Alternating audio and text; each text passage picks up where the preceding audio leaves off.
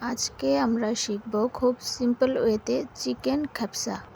একটা পাতিলে গরম তেল, তাতে দিয়ে দেব পেঁয়াজ, আদা বাটা, রসুন বাটা, গোটা গরম মশলা, লবণ, হলুদ, মরিচ, ধনে গুঁড়ো, জিরার গুঁড়ো, টমেটো পেস্ট একসাথে খুব ভালো করে কষিয়ে নিব।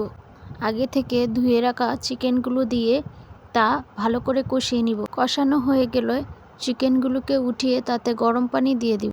ফুটন্ত গরম পানিতে আগে থেকে ধুয়ে রাখা বাসমতি চালগুলো দিয়ে ভালো করে ফুটিয়ে নিব। উঠিয়ে রাখা চিকেনগুলোতে লবণ, হলুদ, মরিচ, জিরে গুঁড়ো, ধনে গুঁড়ো, সয়া সস দিয়ে মাখিয়ে প্রায় আধা ঘন্টা রেস্টে রেখে দিব। রাইসটাকে উঠিয়ে প্রায় 10 মিনিট দমে রেখে দিব। প্রায় আধা ঘন্টা পর অফ ক্যামেরায় আমি চিকেনগুলোকে ফ্রাই করে নিয়েছি। এরই মধ্যে হয়ে গেল আমাদের দুর্দান্ত চিকেন খ্যাপসা। এটা আরাবিয়ানদের বিখ্যাত একটা খাবার। চাইলে আপনিও বাসায় ট্রাই করতে পারেন। আর খেয়ে আপনার মূল্যবান মতামতটি নিচে থাকা কমেন্ট বক্সে শেয়ার করবেন। রান্নাটি ভালো লেগে থাকলে অবশ্যই সাবস্ক্রাইব করবেন। বেল আইকনটি ক্লিক করে আমার পেজের পাশে থাকবেন।